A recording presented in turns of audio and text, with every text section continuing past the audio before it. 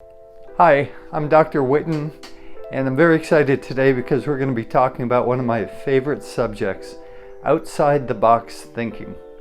But before we jump into that, I wanted to tell you last week I did a fascinating podcast on a podcast called the Natural Health Podcast, and the host, Mahela, and we covered some fascinating topics, from how to define success and how to measure it, and a lot about my journey of discovering muscle testing for the past 25 years and developing my own system of healing. So follow me on Instagram under Whitten Method, and that will be out in the next few days. So outside the box thinking, this is a concept I think most of us have heard. I first heard about it in the early 90s. I think it was 1991. I was at a seminar and they were talking about this concept. Essentially, I'll show you. It's based on a puzzle, and it's how to solve a problem. And I'll demonstrate that for you soon. But it's based on the idea that when you're trying to solve a problem, sometimes the solutions aren't within the box. The box represents everything that you know. It represents the known. So like, if you've lost your car keys and you've looked everywhere in your room, you've exhausted every place it could possibly be, the only solution is to leave the room, go outside the room, go outside the box. So you're never going to find the solution if you just continue doing the things that you've been doing. It's kind of like the definition of insanity, which is that we're doing the same things over and over and expecting a different result. So this concept applies to everything in life. Music, people that invented new scales, the people that invented jazz, or the early rock musicians, or Tesla. Edison had already discovered the light bulb and was suggesting that we use direct current, and Edison actually hired Tesla, and Tesla said, if we use alternating current, engines will work much better. It'll be a much more efficient way to do things.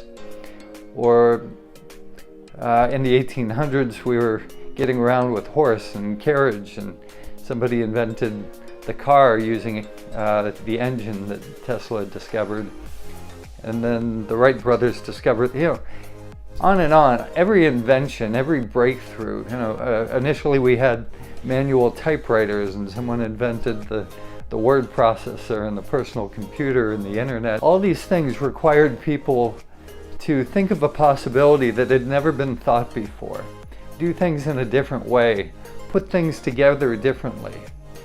And so all progress, all solutions, whether they're social, whether they have to do with inventions and healthcare, require outside the box thinking.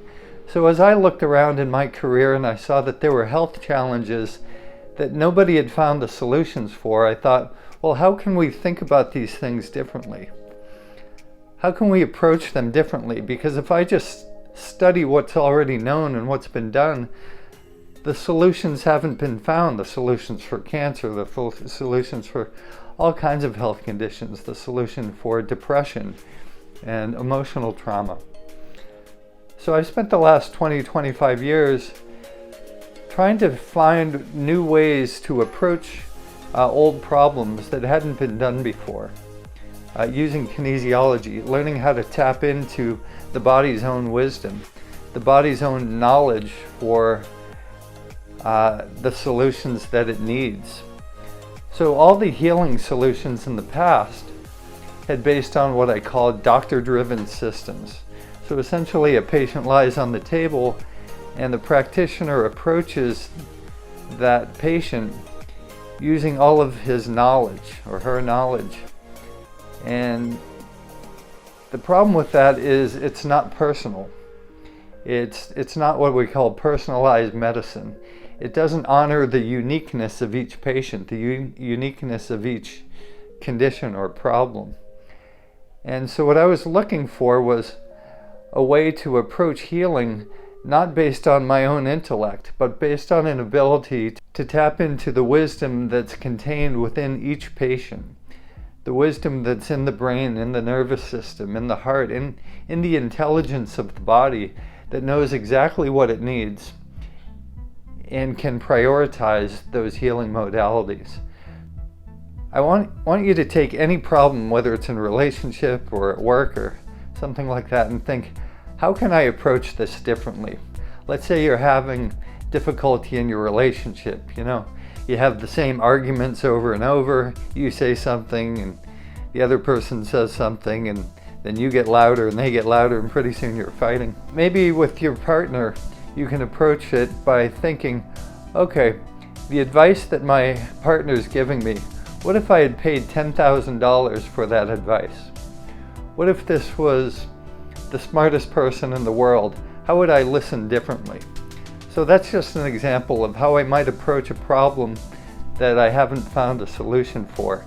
Imagine that this person was, you thought about them differently like that. So let me show you how I've taken this concept of outside the box thinking, or this puzzle, and gone beyond, and see if you can find some applications for yourself to find solutions in your own life for things that you've been struggling with. So the original problem, the original puzzle with outside the box thinking, is you have these 9 dots arranged in a square, kind of like tic-tac-toe.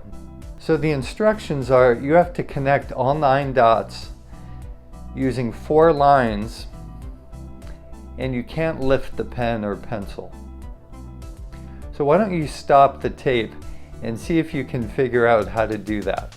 Okay, so I'm assuming you gave it a shot yourself. So here's the solution to the problem. You actually have to go outside of the box and draw the lines like this, and then it's possible. But it wasn't possible if you kept the pen, if you stayed within the box, okay? So then I thought, okay, how can you do it with 3 lines? Is that possible? And I realized the instructions don't say that the lines have to be straight. It could be a curved line, as long as the line continues on the course that it started.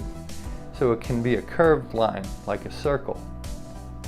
So here's the solution using 3 lines, essentially 2 circles and a straight line. Then I thought, how can you go beyond that? How can you connect all the dots using a single point?